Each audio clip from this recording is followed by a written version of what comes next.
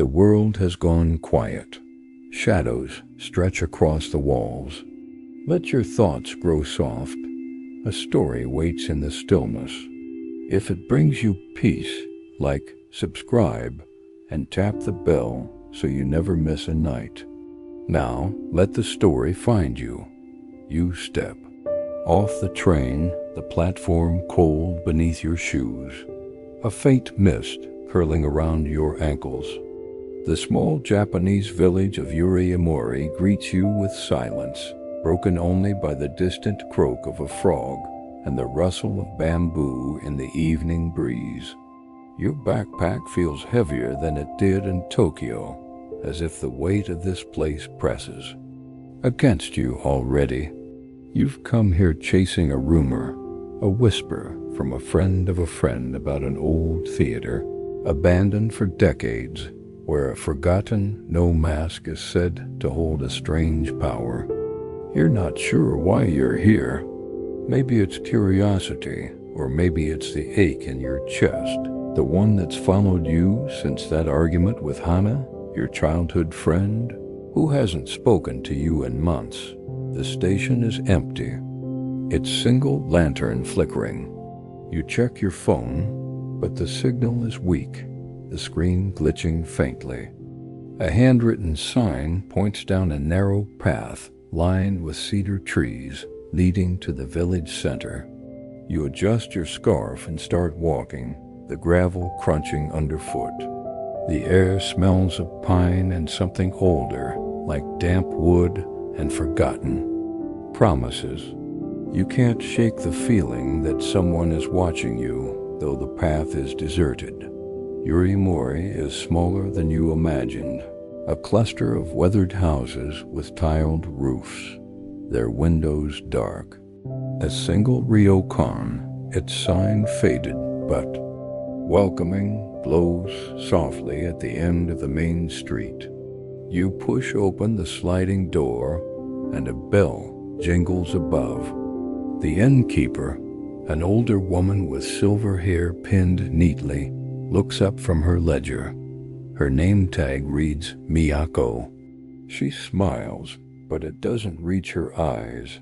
You're the visitor, she says, her voice low as if she's been expecting. The room is ready, but you shouldn't wander too far at night. The forest, it listens.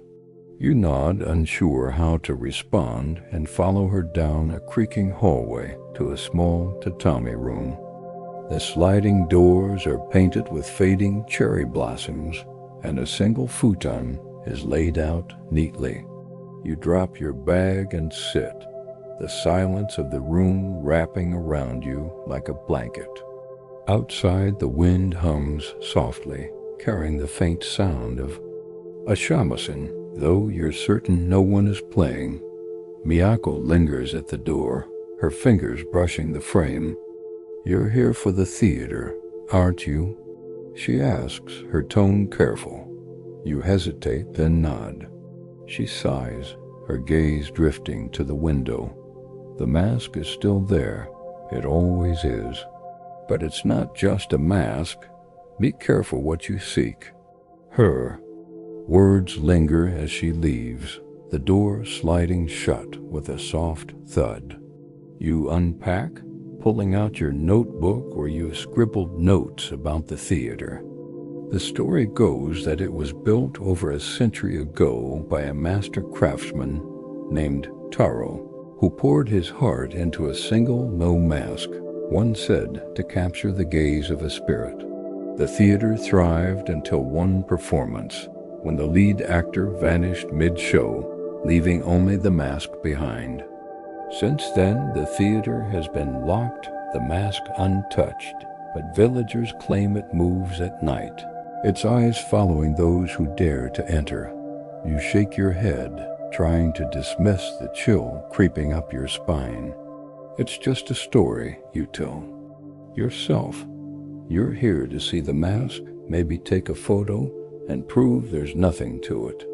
But as you lie on the futon, the ceiling above you seems to shift, the shadows pooling into shapes that don't quite make sense.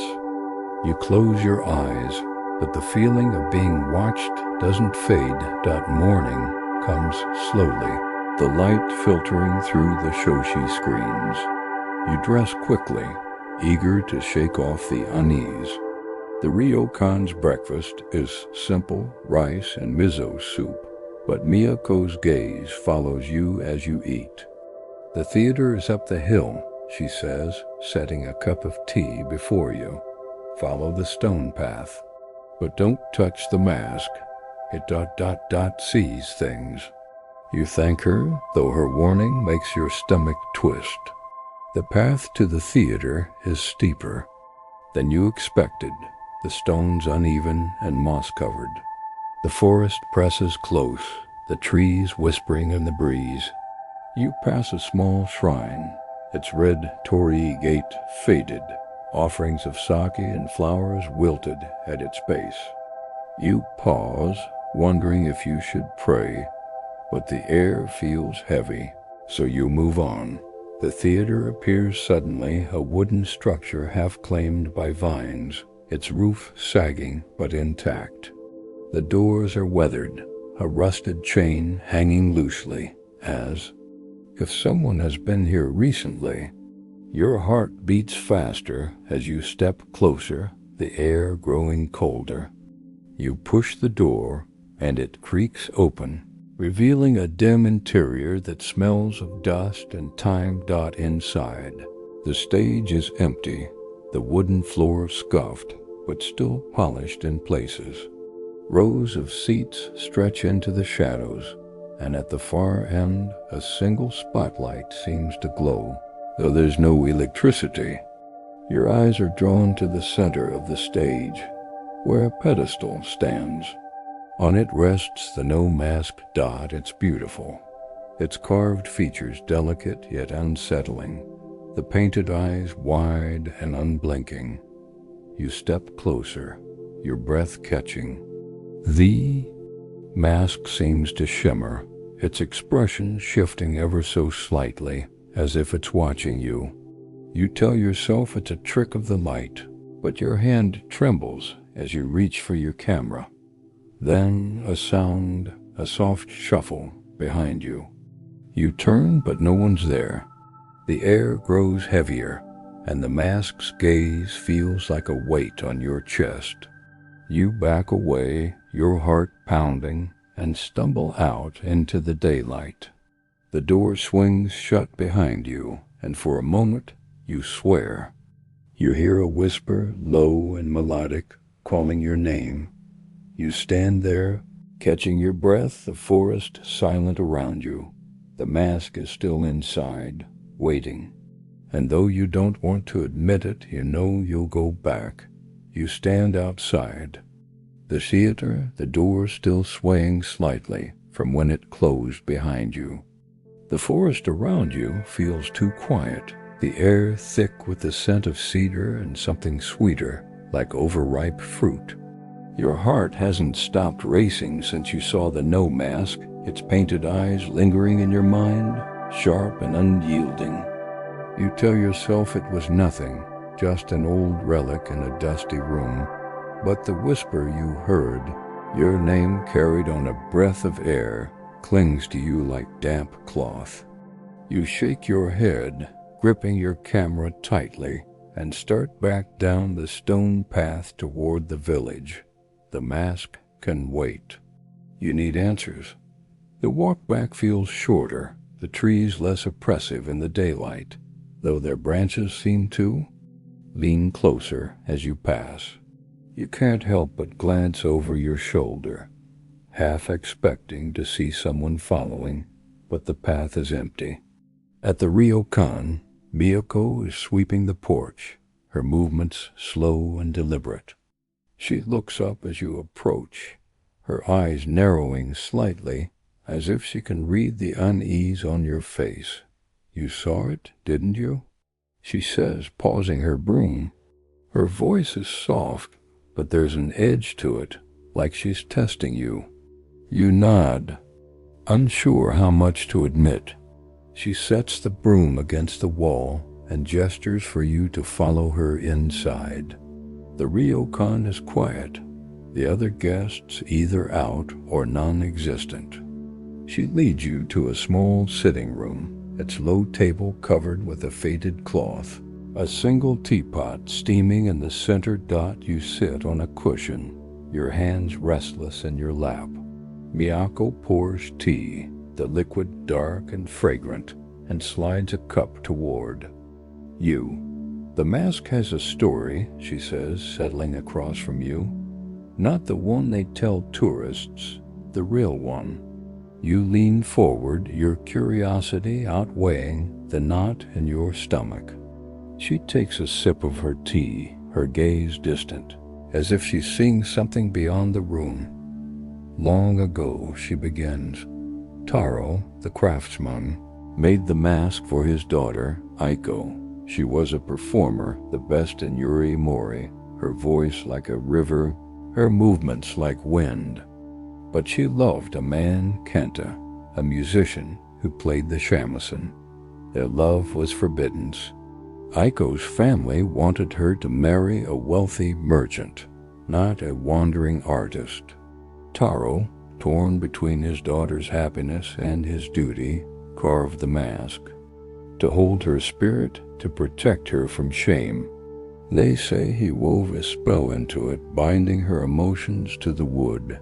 You sip the tea, its warmth grounding you, as Miyako's voice weaves the story.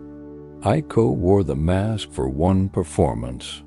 She continues, but something went wrong. The mask ... it changed her. She danced as if possessed, her voice no longer her own. Kenta played for her, his music desperate, trying to call her back. But at the performance's peak, Aiko collapsed. When they lifted the mask, her face was blank, her eyes empty. She never spoke again. Kenta vanished that night, and the mask was locked away. You shiver, the story settling over you like a fog. What happened to Aiko? You ask, your voice barely above a whisper. Miyako's eyes meet yours, sharp and searching. She lived, but she was never the same. Some say her spirit is still tied to the mask, waiting for someone to set it free. Others say the mask took her, and it's hungry for another. You want to laugh, to dismiss it as folklore, but the memory of the mask's gaze stops you. You ask about the theater, why it's abandoned. Miyako hesitates, her fingers tightening around her cup. After Aiko, no one could perform there without feeling watched. Actors heard whispers, saw shadows move. The mask was never removed, but it was seen in different places, always watching. The village sealed the theater, but it doesn't stay sealed. You think of the rusted chain, the door that opened too easily. Your hands tremble slightly, and you set the teacup down. Miyako leans closer, her voice dropping. If you go back, don't look into its eyes too long. It sees you, and it remembers. The rest of the day passes in a blur. You wander the village trying to clear your head, but the story follows you. The streets are quiet, the few villagers you pass avoiding your gaze. You notice small charms hanging above doorways, woven straw, and red thread like wards against something unseen.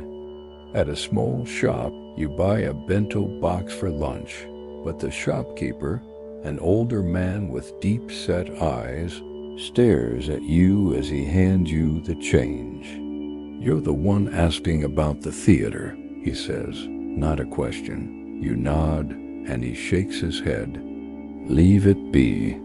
Some things are better forgotten. You eat by the river, the water slow and dark, reflecting the overcast sky. Your thoughts drift to Hana, to the fight that drove a wedge between you. She loved old stories like this, always dragging you to shrines or festivals, her laughter brighter than any lantern. You wonder what she'd say now if she'd tell you to run or push you to go back. You pull out your phone, tempted to call her, but the signal is gone. The screen blank dot as evening falls. You find yourself back at the ryokan. Miyako is nowhere to be seen, but a note on your door reads, "Stay inside tonight." You ignore it, your curiosity burning brighter than your fear. You grab your flashlight and head back to the theater, the path now familiar but no less eerie. The forest seems to hum, a low vibration you feel in your bones. The theater looms ahead, its silhouette stark against the twilight. The door is ajar, the chain dangling like an afterthought. You step inside, the air colder than before, the smell of dust sharper. Your flashlight beam cuts through the darkness, landing on the stage. The mask is still there, its eyes catching the light, glinting like they're alive. You take a step closer, your breath shallow. The air feels thick, like you're moving through water. Then, a sound faint but unmistakable, a shamisen string, plucked once, echoing from the shadows. You freeze, your flashlight sweeping the seats, but they're empty. The note rings again, closer this time, and your heart lurches. You turn back to the mask, and for a moment you swear its lips curve, just a fraction, as if it's smiling. You stumble back, your flashlight shaking, and run for the door. Outside, the night is still, the forest silent. But as you hurry down the path, you feel it again, that gaze, heavy and unrelenting, following you into the dark. You stumble down the path, your flashlight beam jerking with every step, casting wild shadows among the trees. The forest feels alive, its branches clawing at the edges of your vision, though the air is still, heavy with the scent of moss and something faintly metallic. Your breath comes in short gasps, the echo of that shamisen note ringing in your ears. You tell yourself it was the wind, a trick of the old theater's acoustics, but the memory of the mask's slight smile burns in your mind. You don't look. Back you can't. Back at the ryokan, the lantern above the entrance flickers, casting a warm but feeble glow. You push through the sliding door, the bell jingling too loudly in the quiet. The hallway is empty, the air thick with the scent of cedar and tatami. Your room feels smaller tonight, the walls closer, the shoshi screens glowing faintly in the moonlight. You drop onto the futon, your heart still racing, and try to make sense of what you felt in the theater. The mask's gaze, that single plucked note, it all feels too real, too close. You pull out your notebook, flipping to the page where you scribbled Miyako's story about Aiko and Kenta, but the words blur as your eyes grow heavy. Sleep doesn't come easily. Your dreams are fragmented, filled with flashes of carved wood, painted eyes, and a woman's voice singing softly, her words just out of reach. You wake with a start, the room dark, the silence oppressive. Your phone lies beside you, its screen blank, no signal, no time. You fumble for your flashlight, but when you click it on, the beam feels weaker, as if the darkness is swallowing it. Morning brings a gray sky, the village draped in a thin mist.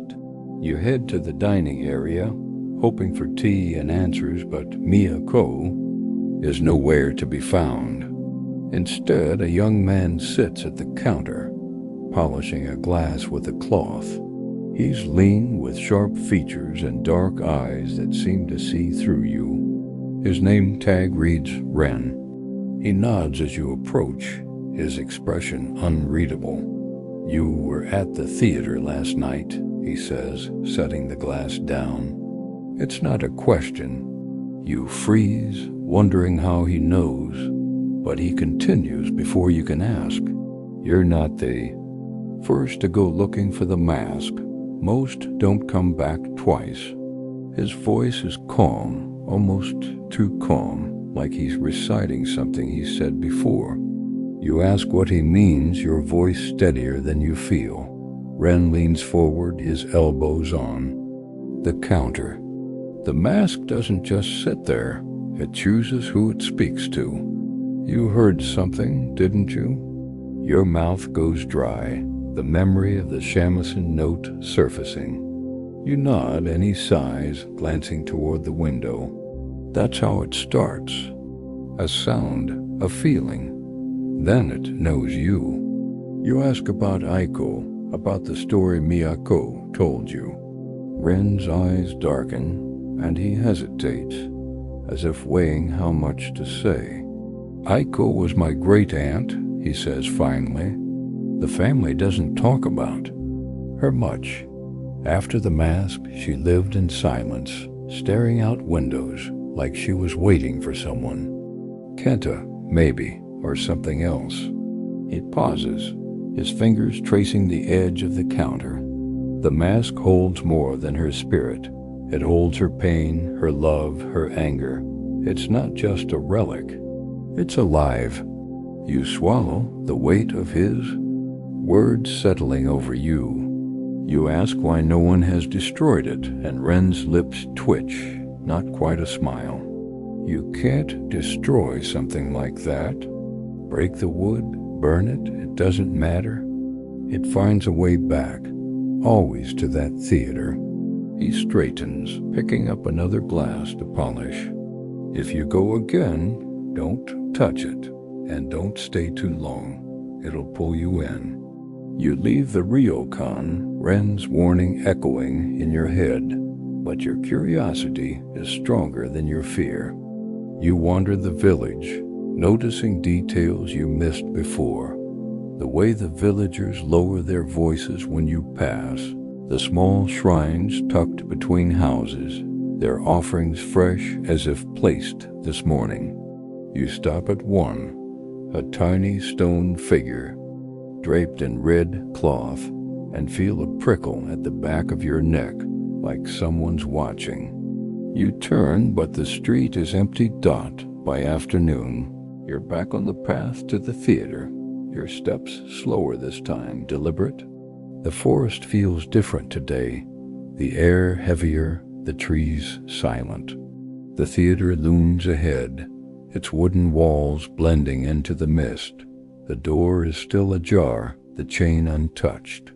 You hesitate, your hand on the handle, Ren's words replaying. "It's alive." You push the door open anyway, the creak loud in the stillness. Inside, the air is colder, the dust thicker. Your flashlight beam cuts through the gloom, landing on the stage. The mask is there, exactly as you left it, its eyes gleaming in the dim light. You step closer, your heart pounding, drawn to its carved features. The mask seems to shift, its expression softer today, almost pleading. You shake your head, telling yourself it's your imagination, but your feet carry you closer. You're standing before it now, close enough to see the fine cracks in its pate, the delicate curve of its lips. You reach out, your fingers hovering, Ren's warning a faint echo.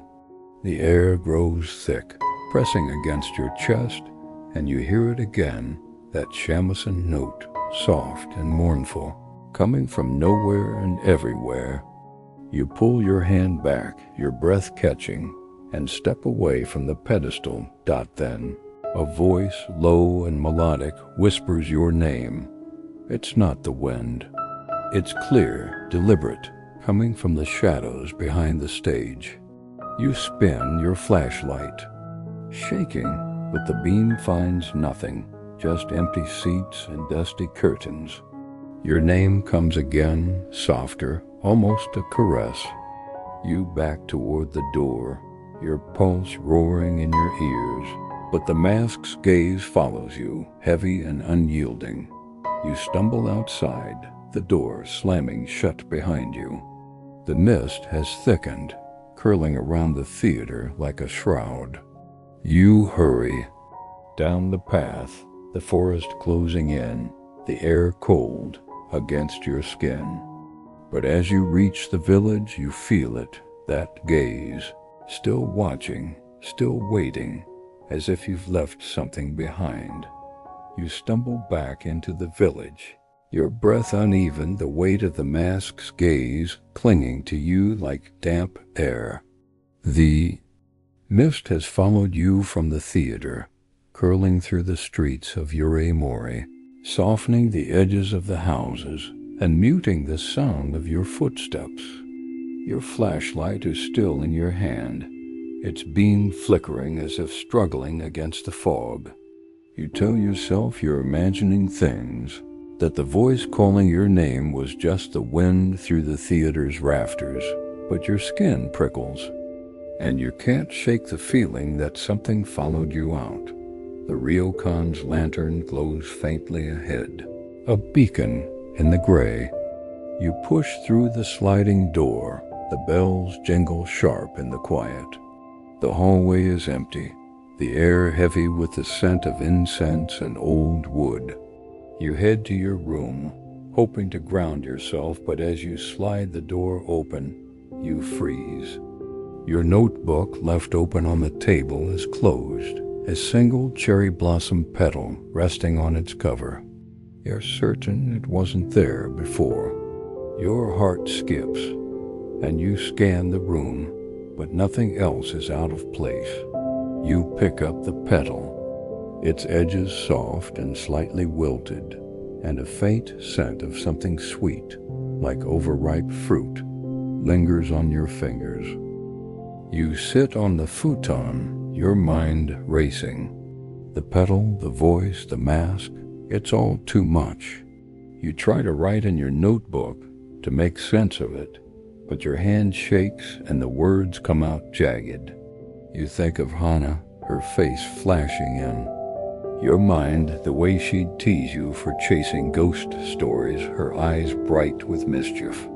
You haven't spoken to her since the fight, the one where she accused you of running from your problems, of hiding behind your camera and your need for answers. Maybe she was right. Maybe that's why you're here, chasing a mask instead of facing her. A soft knock pulls you from your thoughts. You open the door to find Ren, his dark eyes catching the dim light. He's holding a tray with a teapot and 2 cups, his expression unreadable. Couldn't sleep? He asks, stepping inside without waiting for an invitation. You shake your head, and he sets the tray down, pouring tea that smells faintly of jasmine. You notice his hands, calloused, but steady, like he's used to working with delicate things. You went back, he says, sitting across from you. It's not a question, and you don't bother denying it. You tell him about the voice your name whispered in the dark, and the shamisen note that seemed to come from nowhere. His jaw tightens, and he looks away toward the window where the mist presses against the glass. You're in deeper than I thought, he says, his voice low. The mask doesn't just watch.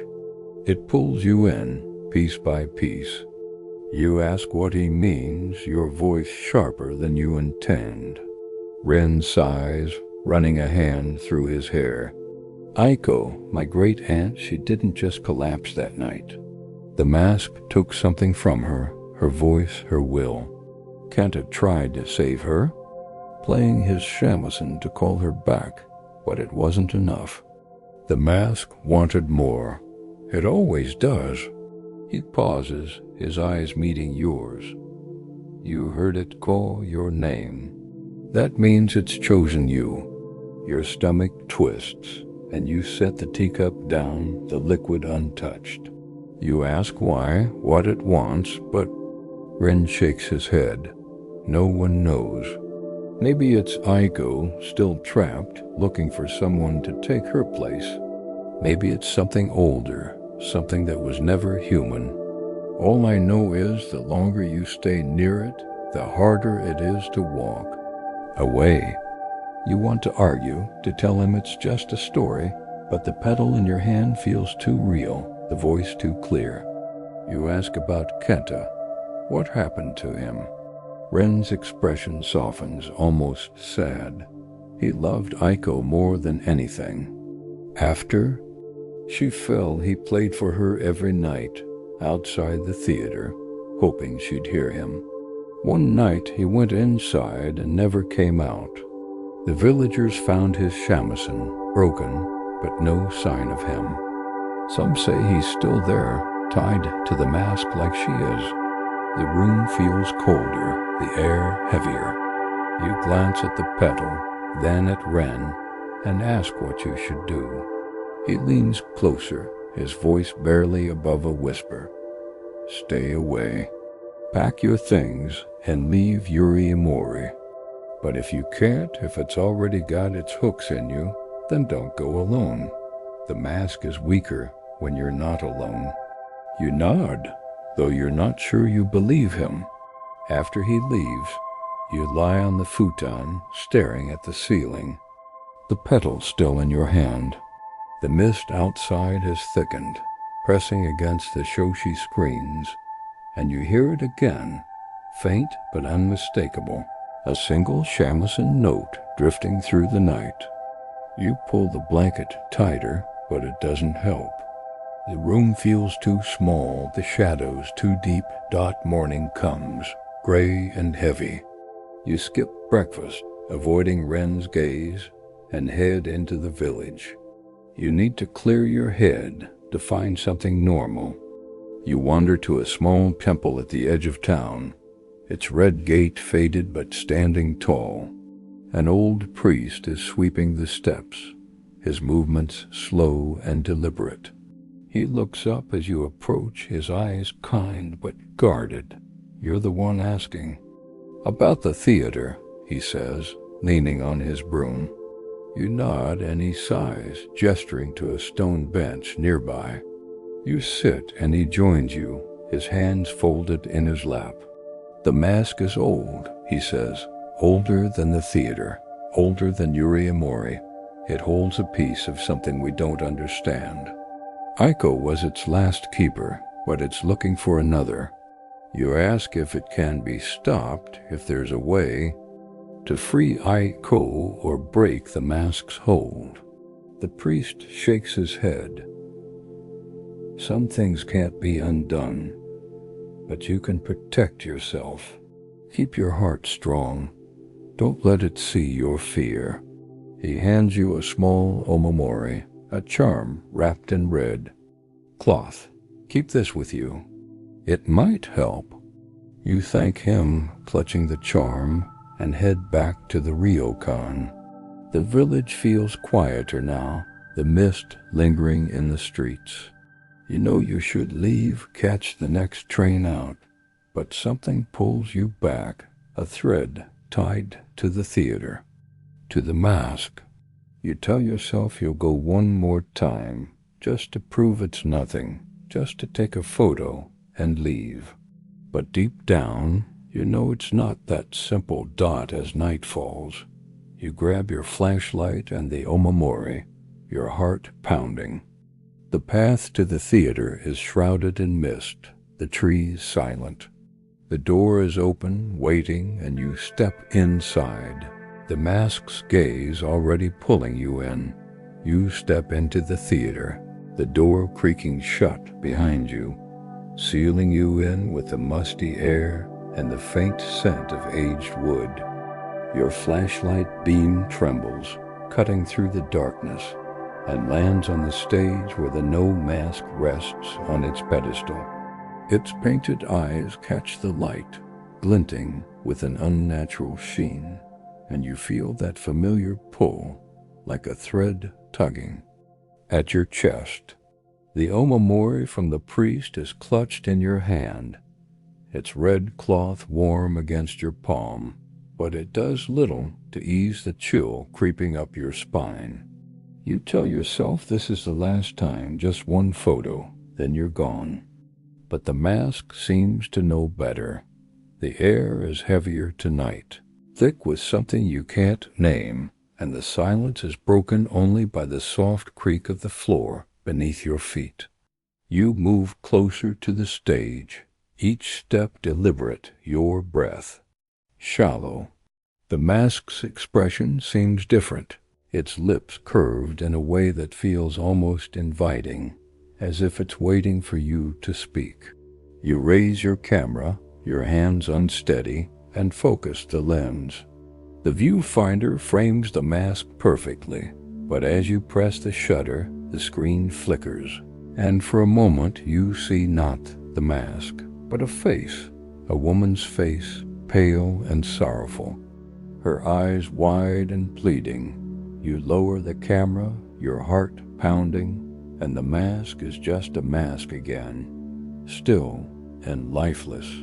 You tell yourself it was a glitch, a trick of the light, but your hands are shaking too much to try another shot.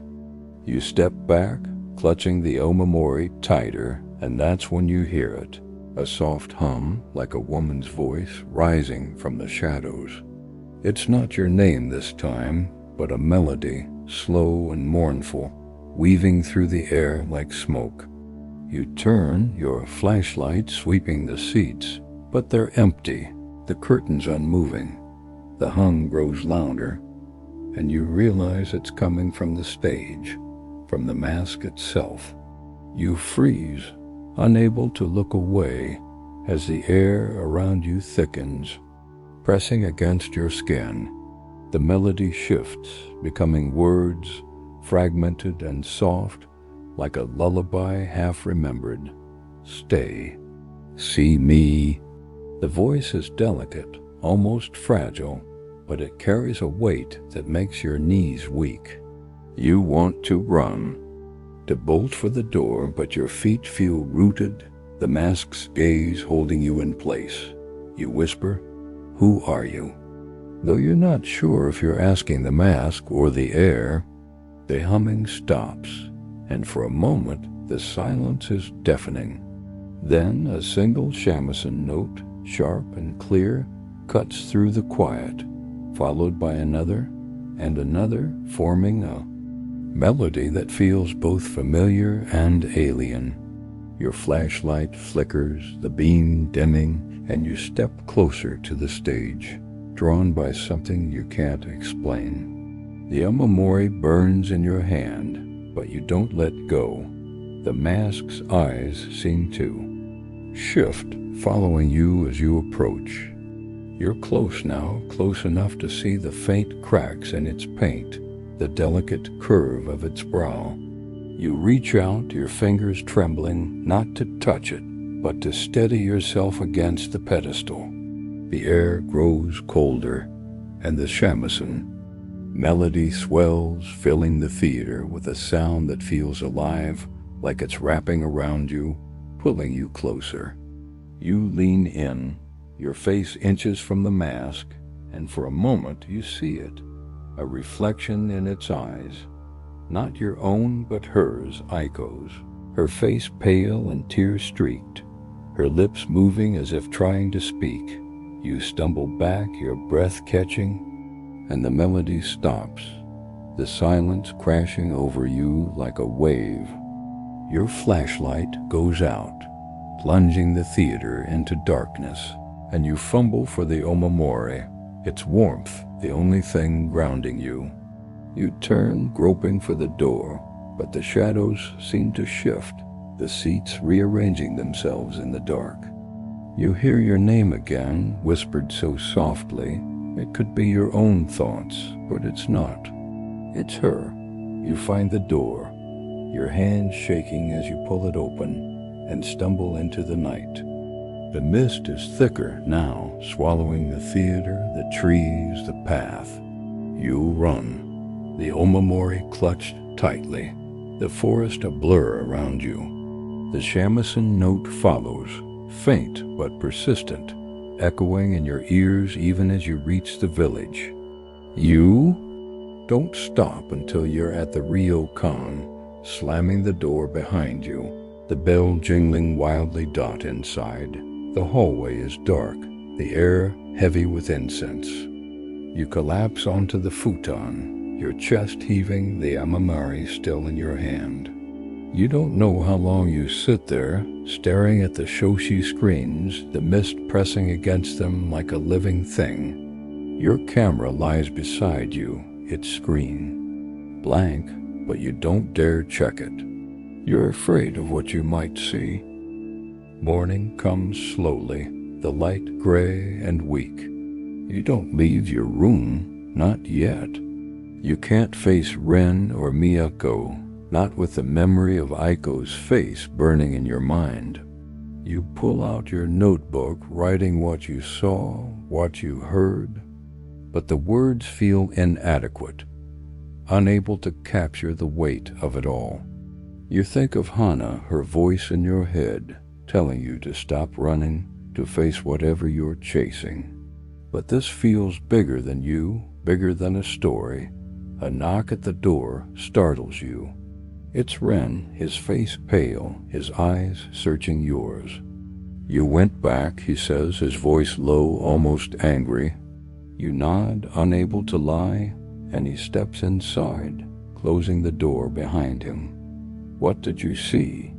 He asks, and you tell him, the words spilling out, the face in the mask, the humming, the shamisen. He listens, his expression darkening, and when you finish, he sits across from you, his hands clenched. She's reaching out, he says finally.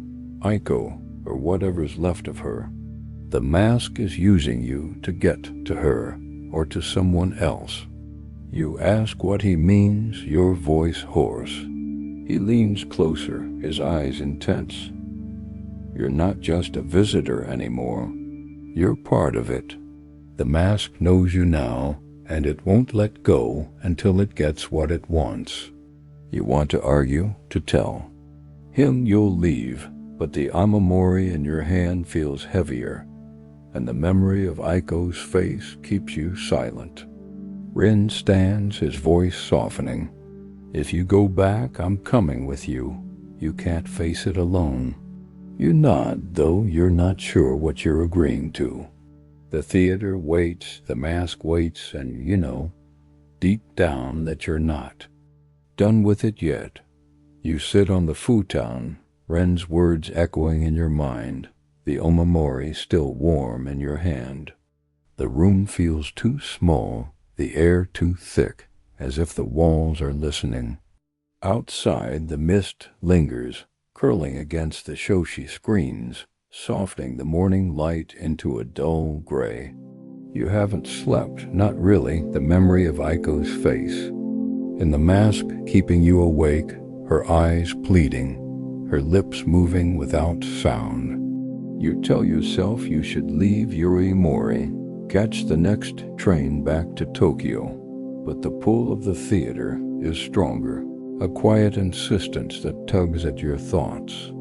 You know you'll go back, and Ren's offer to come with you feels like the only thing keeping you grounded. You find him in the ryokan's dining area, setting out bowls for breakfast, his movements quick but precise. He looks up as you approach, his dark eyes searching your face. You're not leaving, he says, a statement, not a question. You shake your head, and he nods, as if he expected it. Then we go tonight, he says, his voice low. After sunset. The mask is stronger in the dark, but so are we, together. You ask why he's helping you, and he pauses, his hands stilling on a tray. Because I've seen what it does, he says. To Aiko, to others, I can't let it take you too. You spend the day restless, wandering the village to distract yourself. The streets are quiet, the villagers moving like shadows. their glances fleeting but heavy. You pass the small temple again, the priest sweeping the steps, his eyes meeting yours. Briefly before he turns away, you clutch the omamori, its weight reassuring, and wonder if it's enough to protect you. By the river, you sit on a bench, watching the water flow slow and dark, and think of Hana. You pull out your phone, the signal's still gone, but you type a message anyway, an apology you'll never send. You don't know why it feels urgent now, but the mask's gaze has stirred something in you, a need to make things right. As evening falls, you meet Ren at the ryokan's entrance. He's dressed in a dark jacket, a small satchel slung over his shoulder. He hands you a charm similar to the omamori but heavier, with a faint rattle inside. Salt and cedar, he says. It might help. You tuck it into your pocket next to the priest's omamori and follow him up the path to the theater. The mist is thicker tonight, the air cold and damp, the trees silent as you pass. Ren moves with purpose, his steps sure, but you notice the tension in his shoulders, the way his hand hovers near his satchel. The theater looms ahead, its wooden walls swallowed by the fog, the door ajar as always. Ren pauses, his hand on the handle, and looks at you. Stay close, he says, don't look at the mask too long. And if you hear her, don't answer. You nod, your throat tight, and step inside behind him. The air is colder than before, the smell of dust and decay sharper. Your flashlight beam cuts through the darkness, landing on the stage where the mask waits, its eyes glinting like they're lit from within. Ren moves to the side, pulling a small lantern from his satchel and lighting it. The warm glow pushes back the shadows, but it makes the mask stand out, its carved features stark and alive. You feel its gaze immediately, heavy and unyielding, pulling you closer. Ren grabs your arm, his grip firm. Focus on me, he says, his voice steady. Not it. You nod, forcing your eyes to his, but the mask's presence is like a weight on your chest, urging you to turn. You both approach the stage, the floor creaking under your weight. Ren sets the lantern down, its light casting flickering shadows that seem to move on their own. He pulls a bundle of herbs from his satchel, their scent sharp and bitter, and sprinkles them around the pedestal. Hold ritual, he mutters. Might? Keep her quiet. You ask who he means, and he glances at you, his expression grim. Aiko, or whatever's using her name. The air grows heavier, the lantern's flame flickering as if caught in a draft. You hear it then, the shamisen, a single note, slow and deliberate, followed by another. It's coming from behind the stage, from the shadows where the curtains hang. Ren stiffens, his hand tightening on the satchel. Don't move, he whispers. You clutch the omamori, its warmth faint now and strained to hear.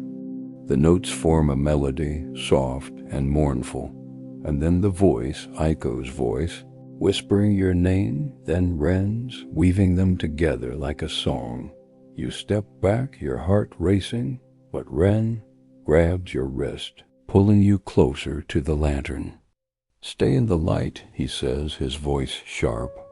The melody grows louder, the air vibrating with it, and you see something move in the shadows, a figure slight and graceful gliding behind the curtains.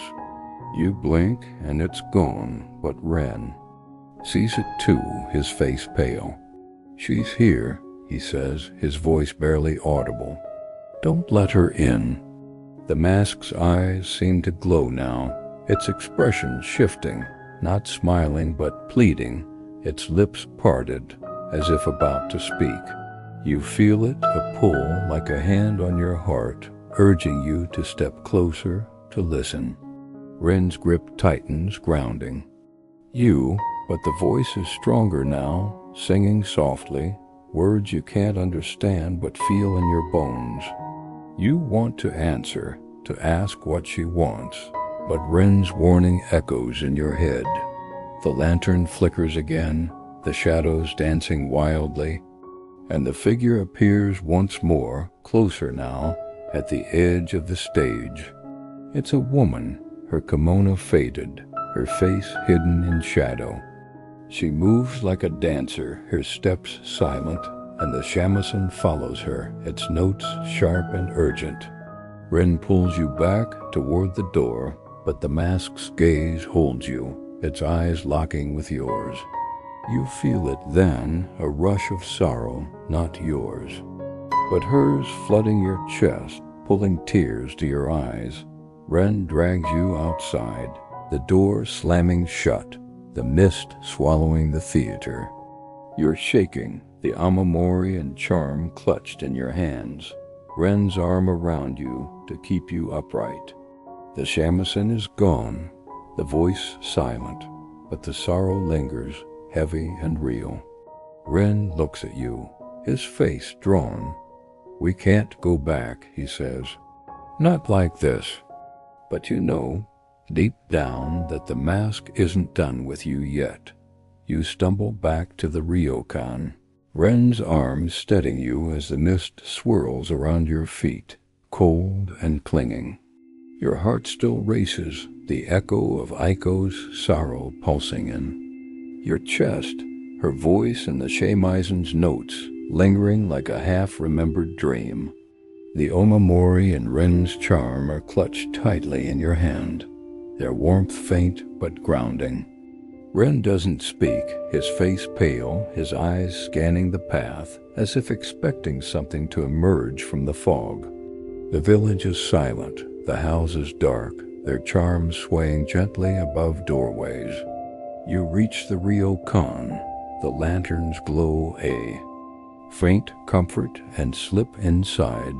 The bells jingle sharp in the quiet. Your room feels different now, the air heavy, the shadows deeper. You collapse onto the futon, your breath uneven, and Ren sits across from you, his satchel on the floor. He pulls out a small bottle of water, sprinkling it around the room, muttering something under his breath. "To keep her out," he says, catching your questioning look. You ask if it's Aiko, if she's the one following you, and he hesitates, his hands stilling. "It's her, but it's not," he says. The mask twists her, uses her. "It's been so long, I don't know what's left of her."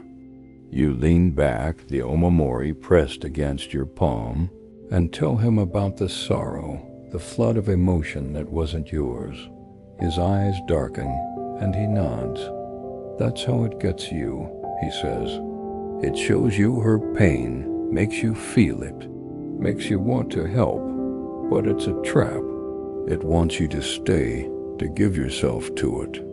You ask what it wants, why it's chosen you, and he shakes his head. Maybe it sees something in you, something like Aiko, or maybe it's just hungry. The word sends a chill through you, and you glance at the shoshi screens, the mist pressing against them, soft and relentless.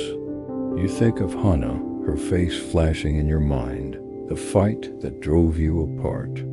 The mask's sorrow feels like yours.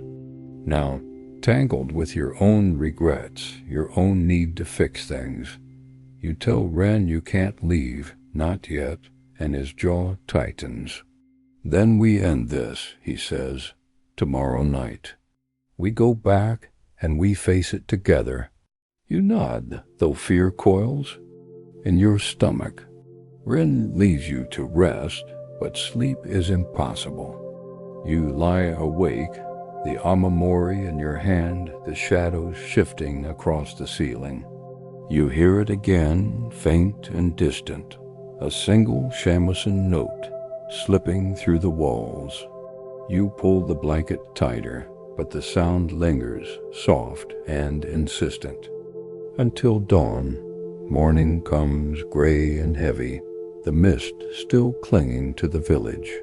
You find Miyako in the dining area, her silver hair pinned neatly, her eyes sharp as she sets a tray before you. She doesn't ask about the theater, but her gaze lingers as if she knows. You eat in silence, the rice and miso tasteless, your thoughts on the mask. You ask her about Aiko, about how to free her, and she pauses, her hands trembling slightly. Some spirits can't be freed, she says, not without a cost. The mask holds her, but it holds Kenta too. They're bound together forever. You ask what she means, and she looks away, toward the window. Kenta tried to save her, gave everything to the mask. It took him, but it didn't let her go. If you try to break that bond, you might lose something too. Her words hang in the air, heavy and final. You thank her, but her warning only strengthens your resolve. You can't leave Aiko trapped, not after feeling her pain, not after seeing her face. The day passes slowly. You wander the village, the mist never lifting, the air thick with the scent of cedar and something sweeter like decay. You stop at the temple again, the priest gone, but a fresh offering sits at the shrine, a small bowl of sake and a cherry blossom branch. You kneel, whispering a prayer, the omamori warm in your hand. You ask for strength, for clarity, though. You're not sure who you're praying to dot as night falls. Ren meets you at the ryokan, his face set, his satchel heavier than before.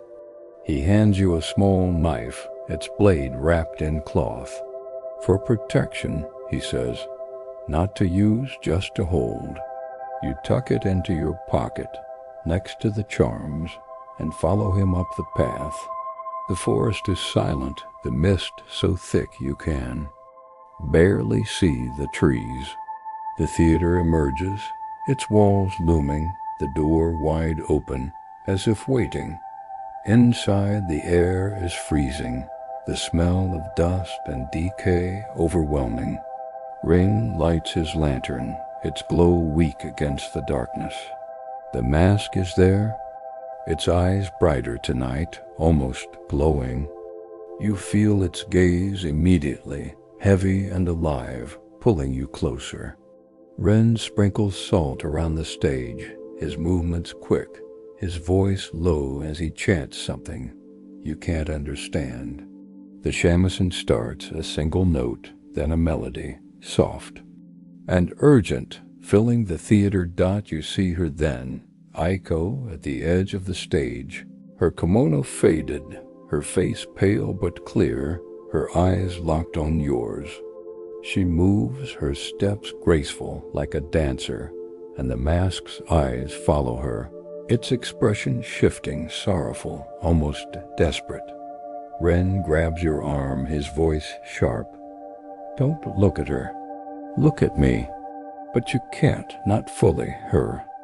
Pain pulling at you, her voice singing your name, soft and pleading. The lantern flickers, the shadows dancing, and you feel it, a rush of emotion. Not just Aiko's, but yours, your regrets, your longing for Hana, all tangled together. You step toward the mask, the knife heavy in your pocket, the omamori burning in your hand. Rin calls your name, but his voice is distant, drowned by the shamisen song. Aiko reaches out, her hand trembling, and you know in that moment that you're standing at the edge of something you can't come back from. You stand before the mask, its eyes glowing in the dim light of Ren's flickering lantern, the air so thick it feels like it's pressing against your skin. Aiko's figure hovers at the edge of the stage, her kimono a faded whisper of silk, her pale face etched with sorrow. The shamisen melody weaves through the theater, soft but relentless, each note pulling at your heart, blending Aiko's pain with your own. The omamori burns in your hand, the knife heavy in your pocket, and Ren's voice calling your name feels distant, like a shout from another world. You want to turn to him to stay grounded, but Aiko's gaze holds you, her outstretched hand trembling, beckoning you closer. You take a step, the floor creaking beneath you, and the mask's expression shifts, its lips parting as if to speak. The air grows colder, the shadows twisting, and you feel it. A flood of emotions not entirely your own, regret, love, longing, all tangled with memories of Hana, of words left unsaid. Aiko's voice whispers your name again, soft and pleading, and you see her clearly now, her eyes wide, tears glistening on her cheeks. She's not just a spirit, not just a story, she's real, trapped, and you know you can't leave her here. Ren grabs your arm, his grip tight, his face pale in the lantern's glow. "Don't," he says, his voice sharp but shaking. "It's not just her. The mask will take you too." You hesitate, your eyes flicking between him and Aiko, her figure wavering like smoke. The shamisen swells, its notes urgent, and you feel the mask's pull, stronger now, like a current dragging you under. You clutch the omamori, its warmth faint, and reach into your pocket, your fingers brushing the knife. You don't want to use it, but its weight feels like a promise, a way to end this. You step closer to the mask, Ren's hand falling away, his voice drowned by the music. Aiko moves with you, her steps mirroring yours, her hand still outstretched. You see Kenta, now a shadow behind her, his form faint, a shamisen in his hands, its strings glowing faintly in the dark. His eyes meet yours, not pleading but resolute, as if he's been waiting for this moment. The mask's gaze is everywhere, filling the theater, filling you, and you feel Aiko's sorrow, Kenta's desperation, their love trapped in the wood. Forever bound, you raise the omamori, holding it before the mask, and whisper, "Let them go." Your voice trembles, but it's steady enough. The shamisen falters, the notes breaking, and Aiko's figure flickers, her face softening, almost relieved. The mask's eyes dim, its expression shifting to something like regret, and you feel a rush of warmth, not from the omamori but from within, a release of something heavy. You think of Hana, of the apology you typed but never sent, and you know somehow that this is your chance to let go. Ren steps beside you, his hand on your shoulder, grounding you. He sprinkles salt from his satchel, his voice low, chanting words you don't understand. The air lightens, the shadows retreating, and Aiko's figure grows clearer, her kimono vibrant now, her face no longer pale but alive. Kenta stands beside her, his shamisen silent, his hand reaching for hers. They look at you, their eyes grateful, and you feel it, a weight lifting, not just theirs but yours. The mask trembles on its pedestal, a faint crack spreading across its surface, and the shamisen's final note fades into silence. Aiko and Kenta step closer, their forms glowing softly, and you hear her voice one last time, not a whisper but a song, clear and free. "Thank you," she says, and they fade, their figures dissolving into the light, leaving the theater empty. The mask is still now, its eyes dull, its expression blank. Ren exhales, his hand still on your shoulder, and you realize you're crying, Not for Aiko, but for yourself, for Hana, for the things you've carried too long. You turn to Ren, his face softened, and he nods as if he understands. "It's done," he says, his voice quiet. "They're free." You leave the theater, the door closing softly behind you, the mist thinning as you step into the night. The forest is silent, the air lighter, and you feel different, unburdened, as if you've left something behind. You clutch the omamori, its warmth steady now, and walk back to the village with Ren, the stars visible through the fading fog dot at the ryokan. You pack your bag, your movement slow but certain. You'll leave Yureimori tomorrow, but not before you call Hana, not before you say what needs to be said. The mask is just a mask now, its gaze broken, but its story has changed you, has shown you what you need to do. Some stories stay with us, long after the words fade.